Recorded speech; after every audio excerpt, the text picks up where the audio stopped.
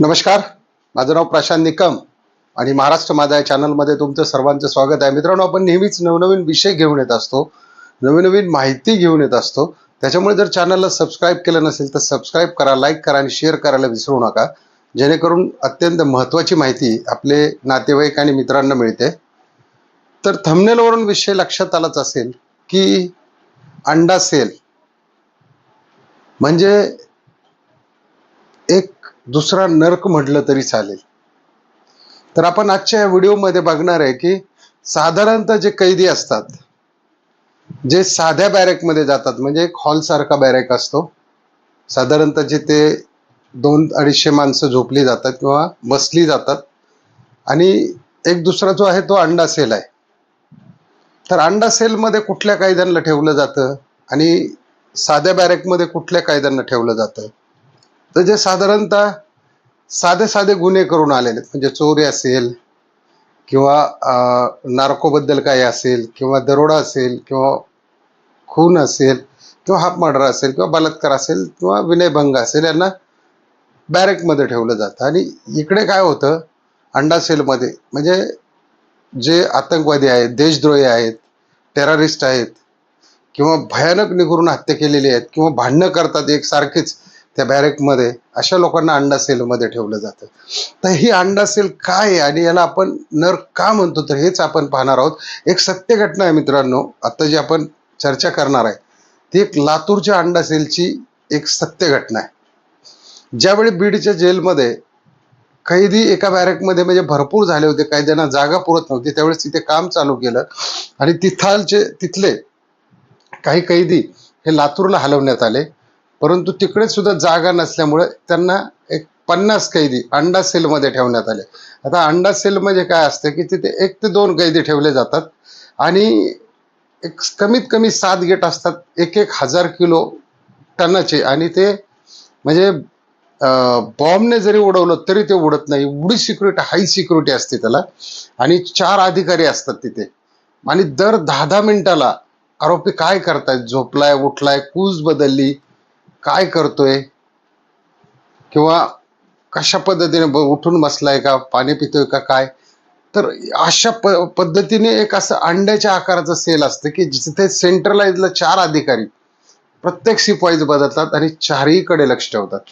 पण ही जी घटना आहे लातूरच्या अंडा सेलमध्ये, तर काय झालं, तिथून जे कैदी ट्रान्सफर केले 10x15च्या रूममध्ये, तर तिथं होते कैदी होते 50 अंडा सेलमध्ये. ॲक्च्युली ह्या 302 वाल्यांना अंडा सेलमध्ये ठेवलं जात नाही, परंतु यांना ठेवलं गेलं. तर तिथे काय असती सोय, कमीत कमी एक 15 ते 20 फुटावरती एक छोटीशी अशी खिडकी असते, फक्त हवा येण्यासाठी. तिथे काय आतमध्ये लाईट वगैरे नसते, काही नसतं. आणि त्याच 10x15च्या रूममध्ये संडास असतं आणि तिथेच त्यांना तेच ज्या नळाने ते संडासला पाणी घेतात त्याच ठिकाणी त्यांना ते पाणी प्यावं लागतं, तिथूनच ते पाणी घ्यावं लागतं. दुसरी गोष्ट, यांना 24 तासात कधीही बाहेर काढलं जात नाही. जसं बॅरेकमध्ये 6 वाजता बाहेर काढलं जातं, परत 11 वाजता घेतलं जातं, पुन्हा एकदा 3ला सोडलं जातं, परत 5 वाजता त्यांना आत घेतलं जातं, म्हणजे असे मोकळे कैदी तिथं फिरवले जातात. परंतु इकडे काय होतं, 24 तासामध्ये एक 5 मिनिटं सुद्धा त्यांना बाहेर सोडलं जात नाही. तिथे कुठली तुम्हाला सार्वजनिक टीव्ही बघण्याची सुविधा नसते. सगळं जेवण वगैरे आतमध्येच येत असतं, आतमध्येच टॉयलेट करायची, तिथेच आंघोळ करायची, तिथेच पाणी प्यायचं, तिथेच साफसफाई करायची. म्हणजे इव्हन कसाबला जशी जेल होती तसा तो तिथे प्रकार घडला होता.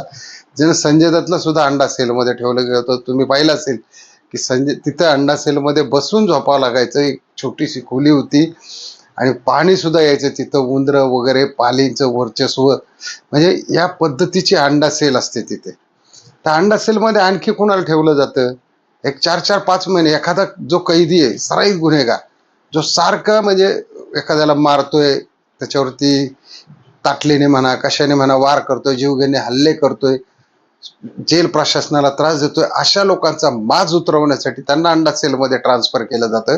आणि अक्षरशः ते कैदी मरण मागतात, उजेड नाही, काही नाही, बाहेर फिरणे नाही, तेवढ्यातले तेवढ्यातच बसून राहणे आणि नुसतं नैराश्य आणि डिप्रेशन येणे. तर अंडा सेलमध्ये अक्षरशः रडतात ही लोक. तीच परिस्थिती त्या लातूरच्या अंडा सेलमध्ये त्या 50 लोकांवरती आली. फक्त बसायला जागा होती त्यांना, बॅरेकमध्ये कसं असतं, कैचीमध्ये झोपवतात. म्हणजे इकडे एकाचं मुंडकं असेल तर इकडे एकाचं असतं, मध्ये सुद्धा तीच पद्धत असते, इकडे एकाचं इकडे एकाचं. संपूर्ण कैचीमध्ये असे 200-250 लोक झोपवले जातात. म्हणजे एखाद्याला जर कूस बदलायची तर 5-50 लोकांना कूस बदलावं लागते. आणि तिथं तसं होत नाही. जर कूस बदलली तर ठोके टाकले जातात, सराईत गुन्हेगार लगेच मारतात. आणि त्या ठिकाणी तुम्हाला सांगतो 80% लोक अशी तुम्हाला सापडतात की ज्यांनी गुन्हे केले नाही पण त्यांची नावं घेतली गेलेली, त्यांना भयानक त्रास होतो या ठिकाणी. अंडासेलमध्ये इथे काय परिस्थिती होती, जे आपण जो लातूरचा विषय म्हटलं की तिकडे काम चालल्यामुळे यांना इकडे ट्रान्सफर केलं होतं. यांना फक्त बसूनच जागा होती. आणि मला सांगा, एका टॉयलेटमध्ये 50 लोक ज्यावेळी संडास करणार, घाण किती असेल तिथे. तिथेच जेवणार, तिथेच बसून राहणार, फिरणे सुद्धा जागा नाही. तर त्यांनी शेवटी काय केलं, उपोषण सुरू केलं. उपोषण सुरू केल्यानंतर तिथे असणारे जे गार्ड्स आहेत, बाबा लोक ज्यांना पोलीस लोक म्हणतो आपण, विदाऊट वेपन्स, त्यांना सूचना दिली आम्ही अधिकाऱ्यांनी, त्यांनी ऐकलं नाही. वरचे अधिकारी आले 1 स्टार, त्याच्यानंतर जेलर आले. जेलर हा मेन, जसा आपल्या एखाद्या भारताचा पंतप्रधान असतो तसा त्या जेलचा एक जेलर म्हणजे त्या दुनियेचा एक राजा मानला जातो. त्याने सांगितलं की तुम्ही आज जेवून घ्या, तुम्हाला उद्या दुसरीकडे ट्रान्सफर करतो.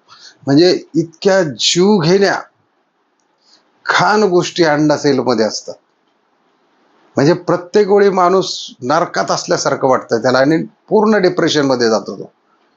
त्याला वाटतच नाही की आता या कालकोठडीतून आपण जिवंत बाहेर येऊ. जसे पूर्वी स्वातंत्र्य सैनिक जे होते, म्हणजे आपले वीर सावरकर होते, अंदमान निकोबारला त्यांना सुद्धा अशा सेलमध्ये टाकलं गेलं जात होतं.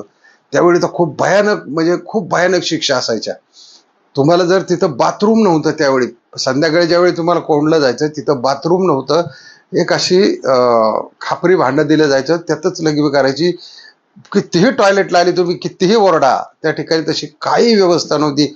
आणि जर चुकून एखाद्या कैद्याने तिथे टॉयलेटला केली तर त्याला जे पहिले हसूड होते ते हसूडाने, म्हणजे हंटर टाईप, असे फोडून काढायचे, तिथे सोलून काढायचे जर एखाद्याने टॉयलेट केली तर.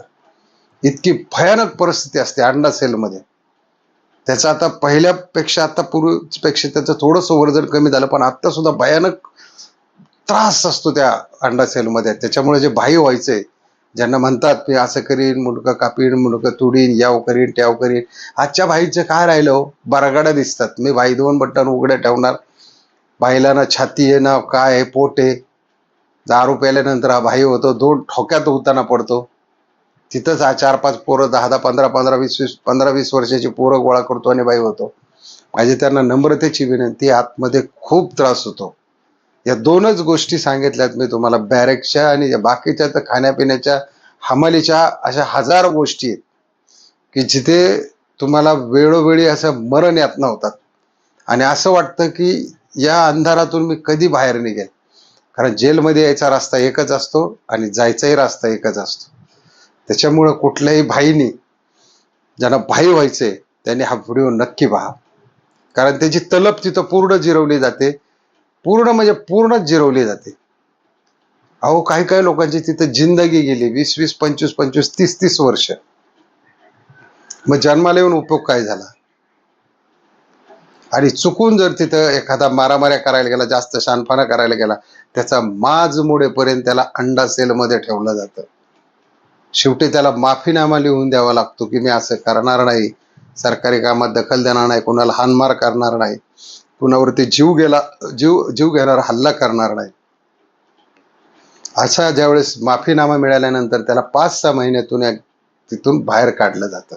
आणि त्याच्यानंतर जो आतमध्ये गेलेला तो वाघ आहे, त्याचा कुत्रा आणि मांजर, हे दोन्ही कॉम्बिनेशन होऊन तो आपला एखाद्या कोपरा गाठून बसतो. आणि नवीन जे भाई जातात लुख्खे सुख्खे, त्यांना जिथं जे संडास बाथरूम आहे तिथं जागा दिली जाते त्यांना झोपायला आणि बसायला. म्हणजे त्या घाणीत, घाणीत त्यांना, इकडे जी भाईगिरी करतात ना हॉटेलमध्ये, टापरेवाल्यांवरती, याच्यावरती अत्याचार कर, बाटल्या फेक, चाकू दाखव, हल्ला कर, हे कर, एवढूशा वेपन्सने काय होत नाही. पण शिक्षा ती शिक्षाच असते, 302 ते 302च असते मित्रांनो. त्याला ही मर्डरचीच शिक्षा लागते. त्याच्यामुळे तो जहागीरदार आहे का एखाद्या झोपडपट्टीतला भंगार आहे किंवा चिंध्या गोळा करणारा कोण आहे, हे काही पाहिले जात नाही. तर सगळ्यांना एकसारखं झोपवलं जातं, एकसारखं ठेवलं जातं. आणि जास्त शहाणपणा केला की अंडा सेल. अंडा सेल म्हणलं की स्वर्गच नरकच दिसला पाहिजे त्याला. स्वर्गाची तर त्याने अपेक्षाच करू नये त्या ठिकाणी, त्या जेल जीवनामध्ये तो बाहेर आला तर त्याचं नशीब नाही. अन्यथा 20-20, 25-25 वर्ष सडत बसतात ही लोक. यांना त्वचेचे आजार होतात, नैराश्यात जाऊन डिप्रेशन येतं आणि काही काही लोक तिथे धडका घेऊन सुद्धा आत्महत्या करतात.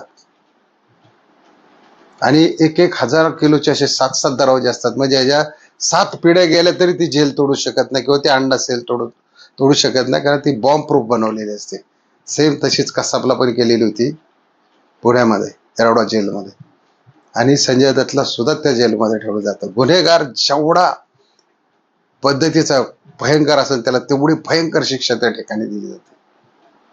तर चला मित्रांनो, आजचा अंडा सेलचा व्हिडिओ किंवा बॅरेकचा व्हिडिओ, हा व्हिडिओ तुम्हाला कसा वाटला, ही माहिती तुम्हाला कशी वाटली नक्की कमेंटमध्ये लिहा. आणि लाईक करायला विसरू नका, कारण तुम्ही ज्यावेळी लाईक करता, कमेंट करता, त्यावेळेस चांगले चांगले व्हिडिओ माहितीचे घेऊन तुमच्यापर्यंत पोहोचवायला खूप बरं वाटतं. तर चला मित्रांनो, पुन्हा एकदा जर चॅनलला सबस्क्राईब केलं नसेल तर सबस्क्राईब करा, लाईक करा आणि शेअर करायला विसरू नका. जय हिंद, जय महाराष्ट्र.